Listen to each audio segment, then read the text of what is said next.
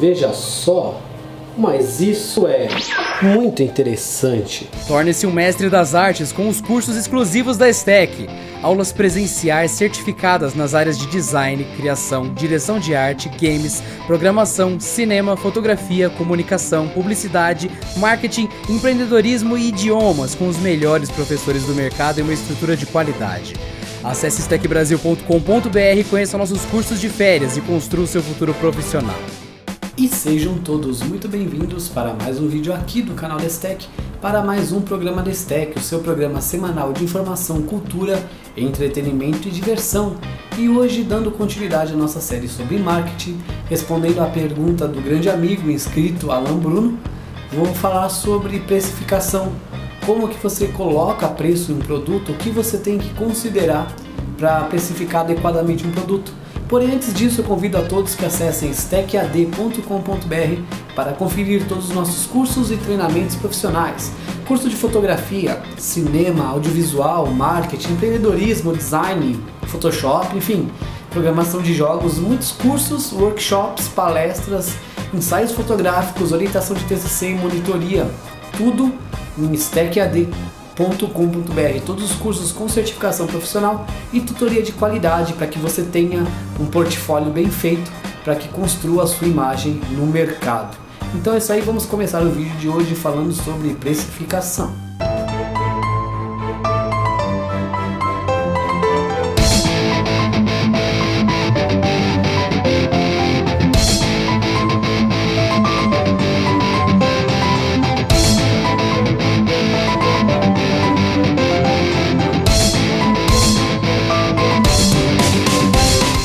Primeiramente, precisamos entender alguns fatores. Existem alguns tipos de preço, algumas técnicas de preço que são adotadas no mercado. Por exemplo, preço de prestígio é quando a marca é mais cara por ser considerada a melhor. Então você paga pela qualidade da marca, ela é mais cara por ser melhor. Quando você tem um produto que ele é desconhecido no mercado e que ninguém conhece, então, sei lá, você cria uma banda musical e vai lançar um CD, você precisa que as pessoas degustem daquilo, ou seja, vocês precisam que as pessoas conheçam o seu trabalho. Então você não pode começar cobrando caro, você tem que cobrar um preço baixo e depois você vai aumentando conforme você faz sucesso. Isso chama de preço de penetração de mercado. O nome da técnica de quando você não é muito conhecido, então você tem que cobrar pouco para as pessoas conhecerem, então degustarem o seu produto, chama então preço de penetração de mercado. Você faz isso para penetrar mercado, começa cobrando baixo e depois vai cobrando mais caro se a sua marca tiver mais reconhecimento e credibilidade.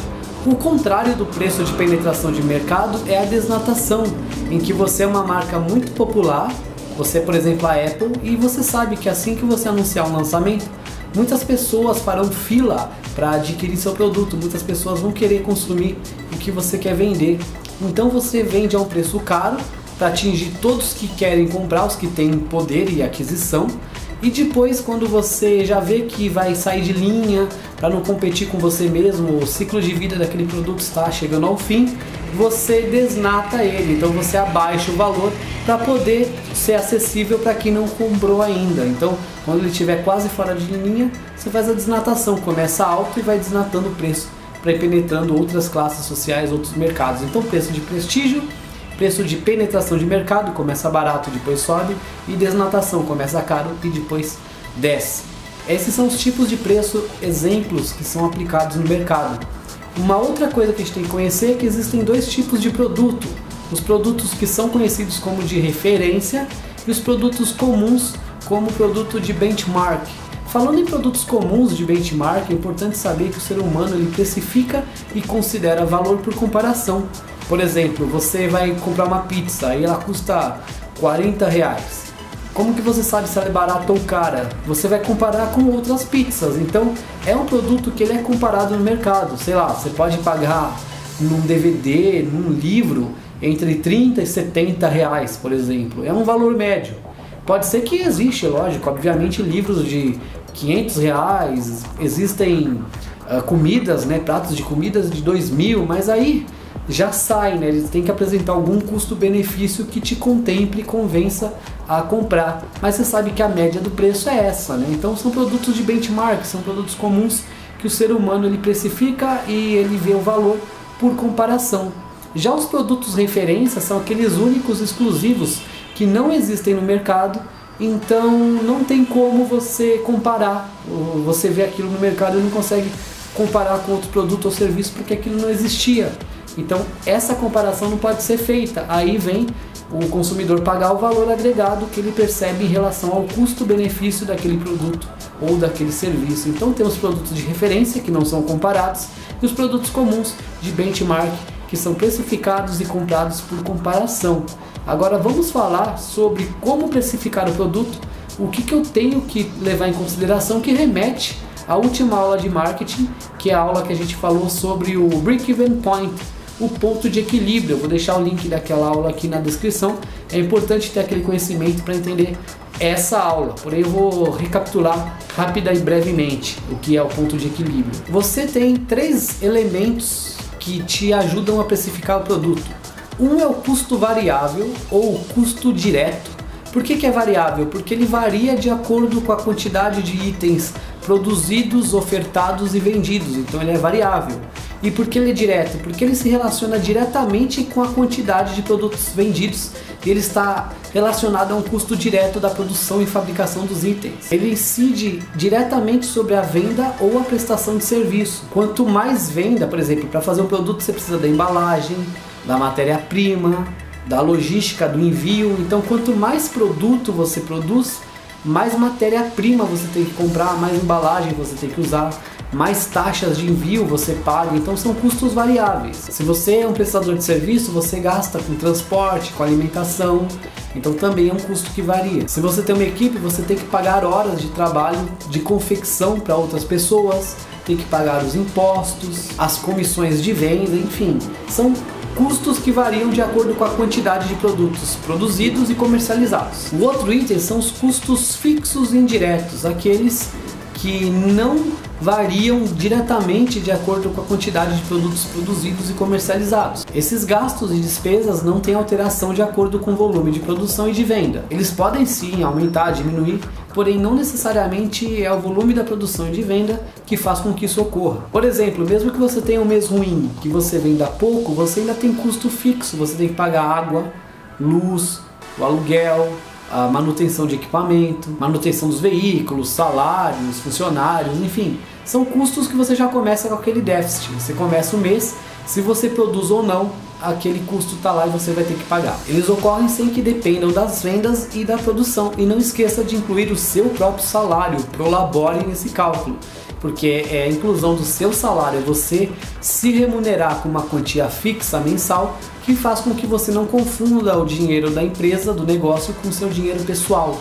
E assim você consegue deixar as coisas bem separadas, que facilita muito no planejamento e logística. E o terceiro item é a margem de lucro. Nós já vamos chegar nele. Então vamos supor que você é um designer e você cobra R$60 por freela que você pega por serviço, então R$60. Então você consegue fazer um por dia, então a diária é 60. Porém você tem de custos variáveis R$20 por serviço, R$20 a diária, que você gasta com transporte, locomoção, veículo, alimentação, a gasolina, o equipamento que você usa, enfim. Sendo assim, se você pegar R$60 que você ganha e tirar 20 de custos variáveis, você teve 40. Esses R$40 são o seu lucro? Não, ainda não são lucro, porque você ainda tem que pagar os seus custos fixos mensais. O seu salário, contador, manutenção de equipamento. Então vamos supor que você tem um custo fixo mensal de R$1.200. Por cada serviço, cada freela que você faz, sobra então R$40 para você cobrir esses custos. Então você tem que dividir R$1.200 por R$40 que sobra em cada serviço para saber o seu ponto de equilíbrio, o seu break-even point, ou seja, quantos serviços você precisa para pagar todos os seus custos, sejam os variáveis que você já tirou e o custo fixo total mensal. A partir desse número de serviços você vai estar no 0 a 0, você nem está lucrando e nem está tendo prejuízo. A partir dele que você vai lucrar por serviço, tirando o custo variável de cada um dos serviços. Então se a gente dividir 1.200 por 40, a gente tem um total de 30 serviços. Você precisa pegar 30 freela para você conseguir ficar no 0 a 0, nem ter lucro, nem ter prejuízo, mas pagando o seu salário. Lembrando que esses custos fixos não incluem as suas contas pessoais, não são as contas da sua casa. Esses custos fixos são as contas da sua empresa, do seu negócio. As contas da sua casa você paga e resolve com o seu Prolabore, que é como se você trabalhasse em algum lugar e tivesse seu salário. Então, esse ponto de equilíbrio não é sobre a sua vida, é sim sobre a sua empresa, o seu negócio. Então a gente descobriu que com 30 serviços por mês você não tem nem lucro nem prejuízo. Esse é o ponto de equilíbrio, break-even point. Porém, se você fizer um serviço por dia e o mês tem 30 dias, tirando os de 28 e de 31, então se você precisa de 30 serviços para ficar no 0 a 0 e você pega um serviço por dia e você precisa de 30 para ficar, né, no 0 a 0, quer dizer que você não vai conseguir ter lucro. Você sempre vai ficar no 0 a 0, no máximo você vai ter seu salário, seu Prolabore, mas seria como se você fosse funcionário de algum outro local. A sua empresa ainda não está crescendo. É a partir do 31º serviço que você tem lucro de R$40, que é o lucro do valor do serviço, tirando os R$20 lá do custo variável que é para cada um deles. Então você não terá tempo para lucrar. Ou então o seu preço está muito baixo, ou seus custos fixos muito altos. Porém, você tem que pensar em como fazer essa logística, reajustando o seu preço ou diminuindo os custos fixos. Às vezes você consegue economizar na produção, porém você não pode economizar a ponto de perder a qualidade do serviço entregue, do produto ofertado. Você tem que manter seu nível de qualidade. Às vezes você pode recalcular e aumentar o seu valor, porém o consumidor ele tem que aceitar pagar, não é só aumentar o preço e resolve tudo. Para que você possa aumentar o seu valor, você tem que fazer o cliente perceber o custo-benefício. Então você tem que oferecer um diferencial. Se o seu produto não tem um diferencial, o cliente vai querer pagar a média do mercado. Ele só estará disposto a pagar a mais se ele ver que você tem algo diferente para ofertar, se você tem algo diferente para oferecer. Qualidade no atendimento, um produto diferente, mais tempo de duração, enfim, uma função nova, algum custo-benefício que seja interessante para o seu cliente. Sendo assim, a gente viu que o preço do designer de R$60 não dava margem de lucro. Vamos supor que ele fez lá uns ajustes e ele diminuiu o custo fixo de R$1.200 para R$1.000 e elevou o valor do trabalho dele, da diária, de 60 para 75. Você pode cobrar por hora, por dia, né, por trabalho, enfim. É só refazer os cálculos. Então de 60 passou para 75, o que ele cobra, e de 1.200 passou para 1.000 o custo fixo. O custo variável continua R$20 porque depende da produção do produto. Enfim, parece meio redundante, mas fez sentido. Então 75 menos 20, R$75 que ele recebe, menos 20 que ele gasta por trabalho, comida, alimentação, né, transporte, dá ele R$55. Agora, os R$55 ele tem que usar para cobrir o custo fixo e ter a margem de lucro. Antes era 40, então já tem 15 aí. Se a gente dividir 1.000, que antes era 1.200, por 55, vai dar 18,18. Se ele fizer só 18 serviços, vai faltar um pouquinho. Então vamos arredondar para cima. Como é 18,18, o ideal seria arredondar para 18. Mas como o dinheiro não cai do céu, vamos arredondar por garantia para 19. Quer dizer que ele precisa de 19 serviços, mais para 18, mas vamos garantir as contas, né? Ele precisa de 19 serviços para atingir o ponto de equilíbrio, break-even point, e não mais 30. Agora ele tem 11 dias no mês para conseguir lucrar, já que a partir do 20º, tirando o custo variável daquele serviço, ele já começa realmente a ter o lucro de R$55 por produto, já que ele recebe 75 e tira os 20 do custo variável. Então se ele fizer 10 serviços, esses 10 a mais, tirando o custo variável, já é o lucro dele, ou seja, 55 que sobra por serviço, tirando o custo variável, vezes 10, então ele consegue no mês ter um lucro de R$550 para a empresa dele, isso já tirando que ele pagou o próprio salário pro Prolabore, que também não é alto, porque entra no custo fixo, e o custo fixo aqui é muito baixo, é só R$1.000, né? Então no máximo ele vai ter o quê?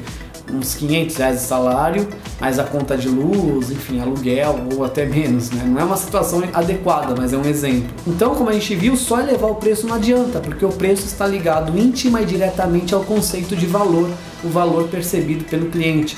Tem, por exemplo, o shopper marketing, que é aquela pessoa que tem poder aquisitivo e está disposta a pagar mais por algo diferenciado. Está disposta a pagar pela experiência, por exemplo, pelo atendimento. Assim, o seu cliente ele tem que ter uma satisfação na transação e o seu negócio tem que ter um retorno.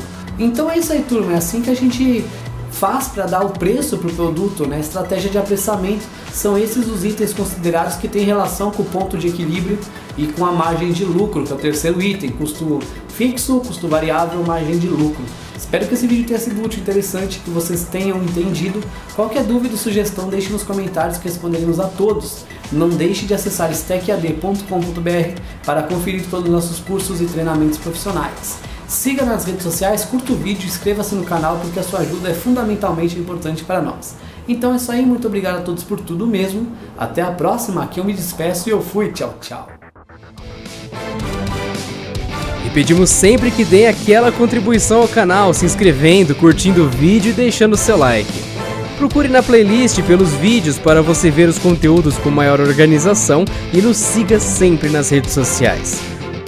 Deixe sempre nos comentários suas sugestões e recomendações, porque esse programa é personalizado e faremos um conteúdo com a sua cara.